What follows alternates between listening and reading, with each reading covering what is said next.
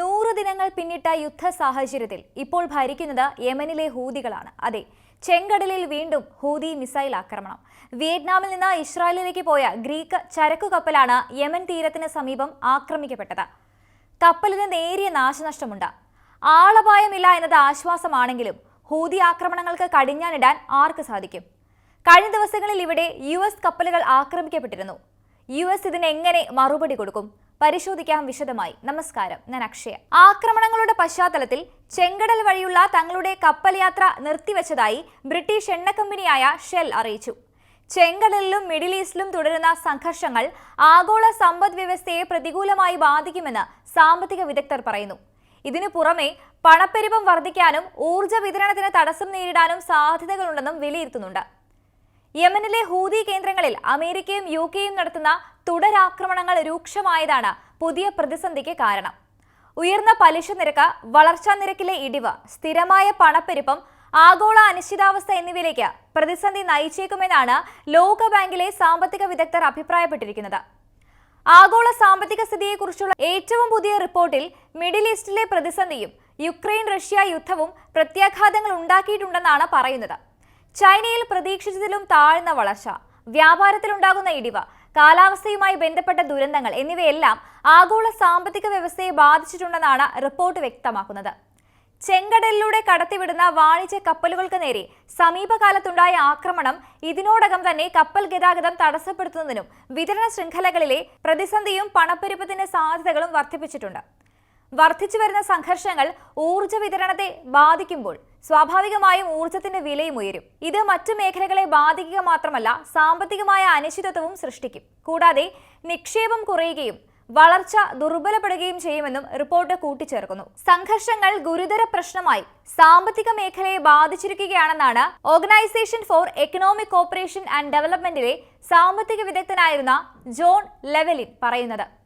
ലോക വ്യാപാരത്തിൽ തടസ്സങ്ങൾ ഉണ്ടാകാനുള്ള സാധ്യത 30% ഉയർന്നതായി ജോൺ ചൂണ്ടിക്കാണിച്ചു. കഴിഞ്ഞ വാരം ഇത് 10% മാത്രമായിരുന്നു. ചെങ്കടലിലെ സ്ഥിതിഗതികൾ ഹോർമൂസ് കടലിടുക്കിലേക്കും മിഡിൽ ഈസ്റ്റിലേക്കും വ്യാപിപ്പിക്കുന്നതിൽ ഭയാനകമായ പുരോഗതിയാണ് കൈവരിച്ചിരിക്കുന്നതെന്നും അദ്ദേഹം വിലയിരുത്തി. യമനിലെ ഹൂതി കേന്ദ്രങ്ങളിൽ അമേരിക്കയും ബ്രിട്ടനും വ്യാഴാഴ്ച മുതലാണ് ആക്രമണം കടുപ്പിച്ചത്. ചെങ്കടലിലൂടെ കടന്നുപോകുന്ന കപ്പലുകൾക്ക് നേരെയുള്ള ആക്രമണത്തിന് മറുപടിയായാണ് സംയുക്ത നീക്കം നടക്കുന്നത്. ഇത് ലോകത്തിലെ തന്നെ ഏറ്റവും പ്രധാനപ്പെട്ട കപ്പൽ പാതയെ സ്തംഭിപ്പിച്ചിരിക്കുകയാണ്. ആക്രമണത്തിന് ശേഷം തങ്ങൾ ആത്മവിശ്വാസത്തിലാണെന്നും തയ്യാറാണെന്നുമായിരുന്നു അമേരിക്കൻ പ്രസിഡന്റ് ജോ ബൈഡൻ നടത്തിയ പ്രസ്താവന. ഗാസയിലുള്ള പലസ്തീനികൾക്ക് പിന്തുണയായി ഇസ്രായേലിന്റെ കപ്പലുകൾ മാത്രമാണ് ലക്ഷ്യം വെക്കുന്നതെന്നാണ് ഹൂതികളുടെ വിശദീകരണം. ആക്രമണങ്ങൾ ചെങ്കടലിലൂടെയും അറബിക്കടലിലൂടെയും കപ്പലുകൾ കടന്നു പോകുന്നത് തടയാനുള്ള ഹൂതികളുടെ നീക്കങ്ങൾക്ക് വെല്ലുവിളി ഉയർത്തുന്നതല്ലെന്നാണ് ഹൂതികളുടെ വക്താവ് മുഹമ്മദ് അബ്ദുൽ സലാം വ്യക്തമാക്കിയത്. ബ്രിട്ടീഷ് ചേംബർ ഫോർ കൊമേഴ്സിന്റെ വ്യാപാര വിദഗ്ധനായ വില്യം ബെയ്ൻ സുപ്രധാനമായ ഒരു കാര്യം ചൂണ്ടിക്കാണിച്ചിട്ടുണ്ട്. നവംബറിൽ സൂയസ് കനാല് വഴി 5 ലക്ഷം കണ്ടെയ്നറുകളായിരുന്നു കടന്നുപോയിരുന്നത്. ഇതിൽ 60% ഇടിവാണ് ഡിസംബറിൽ സംഭവിച്ചിരിക്കുന്നത്. കനാല് വഴി കടന്നുപോകുന്ന കണ്ടെയ്നറുകളുടെ എണ്ണം 2 ലക്ഷമായി ചുരുങ്ങി. വില്യം പറഞ്ഞു. സംഘർഷങ്ങൾ മൂലം കപ്പലുകൾ വ്യത്യസ്തമായ പാത തിരഞ്ഞെടുക്കുന്നുണ്ടെങ്കിലും ചിലവ് വർദ്ധിക്കുന്നതായാണ് കണക്കുകൾ സൂചിപ്പിക്കുന്നത്. നവംബറിൽ ഒരു കണ്ടെയ്നറിന് $1500 ആയിരുന്നത് ഡിസംബറിൽ $4000 ഉയർന്നു. പ്രതിസന്ധിയും സംഘർഷവും ഇനിയും തുടരുകയാണെങ്കിൽ വിനാശകരമായ പ്രത്യാഘാതങ്ങളിലേക്ക് കാര്യങ്ങൾ നീങ്ങുമെന്നും വില്യം മുന്നറിയിപ്പ് നൽകിയിട്ടുണ്ട്. അതേസമയം യമനിലെ ഹൂതി വിമതരെ ആഗോള ഭീകരരായി റീലിസ്റ്റ് ചെയ്യാൻ ഒരുങ്ങിയിരിക്കുകയാണ് അമേരിക്ക. ഇതിനുള്ള നീക്കങ്ങൾ ബൈഡൻ ഭരണകൂടം ആരംഭിച്ചതായി ഒരു US ഉദ്യോഗസ്ഥൻ വ്യക്തമാക്കി.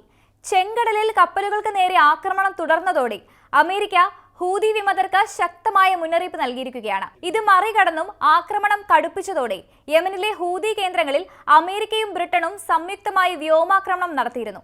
അമേരിക്കയുടെയും ബ്രിട്ടന്റെയും ആക്രമണങ്ങൾക്ക് മറുപടിയായി അമേരിക്കൻ കപ്പലുകൾക്ക് നേരെയുള്ള ആക്രമണം കടുപ്പിക്കുമെന്നാണ് ഹൂതി വിമതരുടെ ഭീഷണി. അമേരിക്കയുടെയും ബ്രിട്ടന്റെയും യുദ്ധവിമാനങ്ങളും കപ്പലുകളും അന്തർവാഹിനികളും ഒറ്റ രാത്രി കൊണ്ട് യമനിലെ 12ഓളം ഇടങ്ങളിലാണ് ആക്രമണം നടത്തിയത്. ഹൂതികളെ ഭീകര സംഘടനയെന്ന് വിശേഷിപ്പിച്ചുകൊണ്ടായിരുന്നു ബൈഡൻ ഈ വിവരം പുറത്തുവിട്ടത്.